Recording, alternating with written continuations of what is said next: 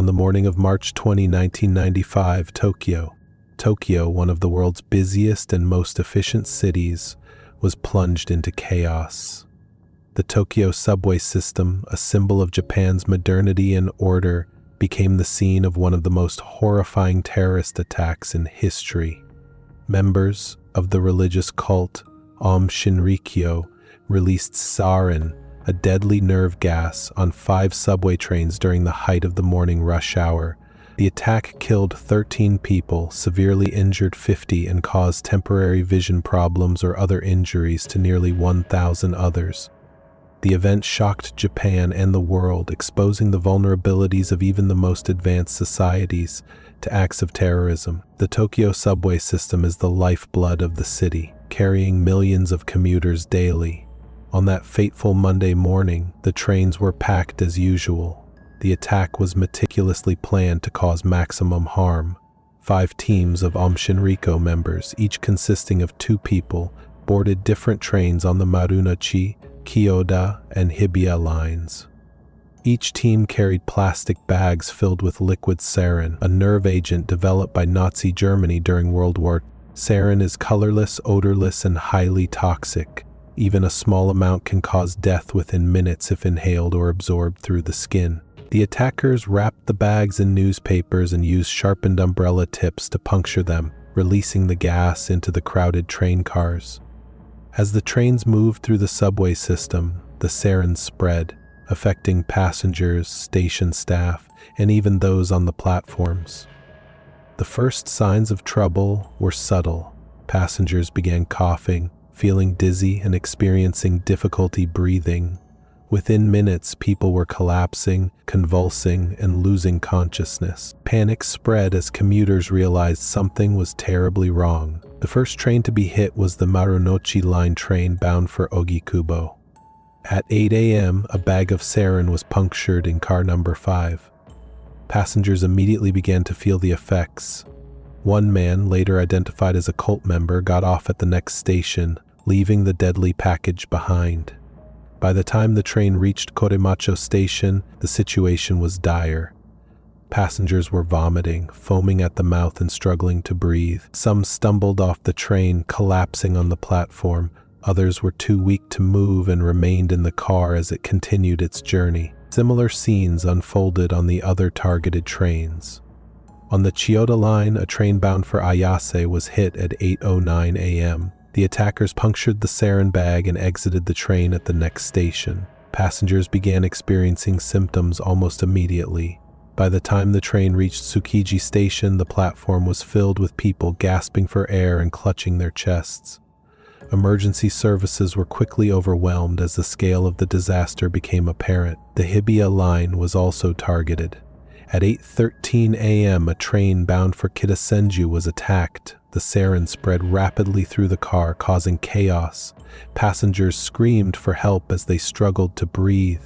Some tried to escape by breaking windows, while others collapsed in the aisles. The train was forced to stop at Nakameguro Station, where emergency responders rushed to the scene. The station quickly turned into a makeshift triage center, as medical personnel worked to save lives. As the morning progressed, the full extent of the attack became clear. Hospitals across Tokyo were inundated with victims suffering from sarin poisoning.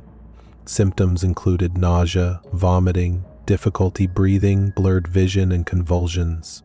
In severe cases, victims experienced respiratory failure and cardiac arrest. Medical staff worked tirelessly to treat the injured, many of whom had no idea what had caused their sudden illness. The lack of information about the nature of the attack added to the confusion and fear. The Japanese government initially struggled to respond to the crisis. There was no clear protocol for dealing with a chemical attack of this magnitude. Emergency services were unprepared for the scale of the disaster, and communication between agencies was chaotic. It took several hours for authorities to confirm that sarin was the cause of the injuries. Once the nerve agent was identified, decontamination efforts began.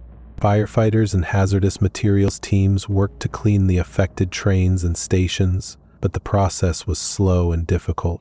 In the days following the attack, the nation was in shock. How could such a horrific act occur in Japan, a country known for its low crime rate and social order? The answer lay in the shadowy world of Aum Shinrikyo, the cult behind the attack. Founded in 1984 by Shoko Asahara, Aum Shinrikyo was a doomsday cult that combined elements of Buddhism, Hinduism, and apocalyptic Christianity. Asahara preached that the world was on the brink of a catastrophic war and that only his followers would survive. The cult attracted thousands of members, including highly educated scientists, engineers, and doctors. Aum Shinrikyo's beliefs were not just spiritual, they were also deeply paranoid and violent. Asahara claimed that the Japanese government and other world powers were conspiring against the cult.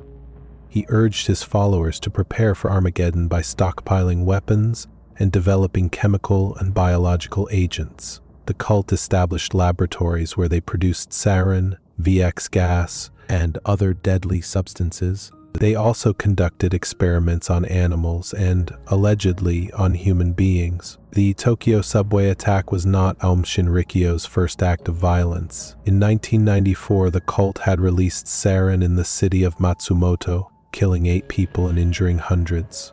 The attack was intended to assassinate judges who were ruling against the cult in a land dispute.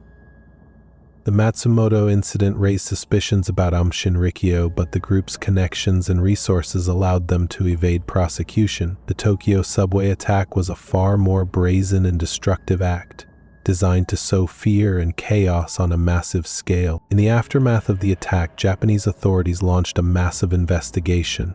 Hundreds of Aum Shinrikyo members were arrested, and the cult's facilities were raided.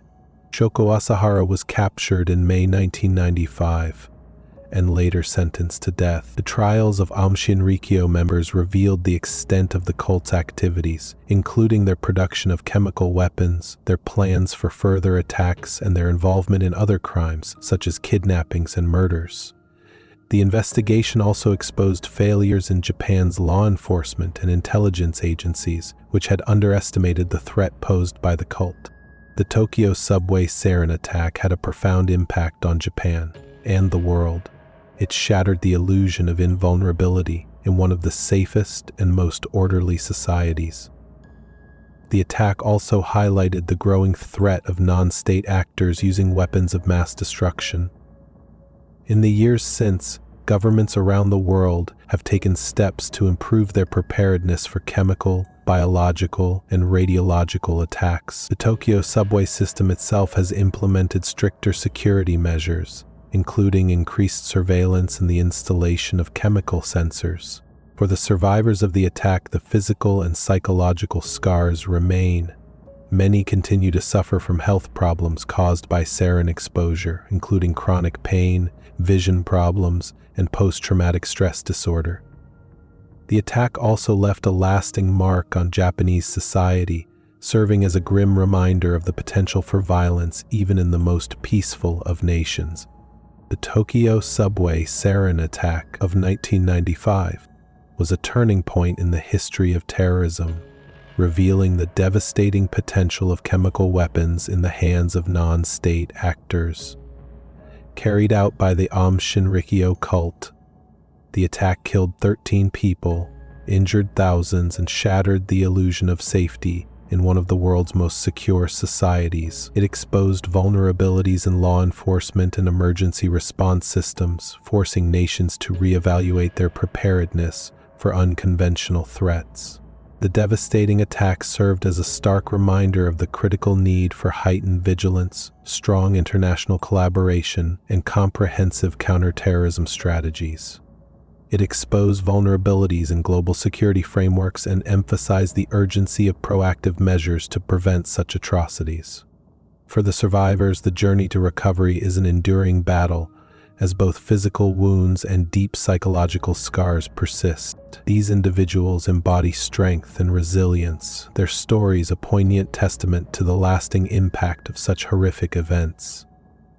The tragedy also sparked widespread reflection, driving significant reforms in public safety protocols and security practices around the world.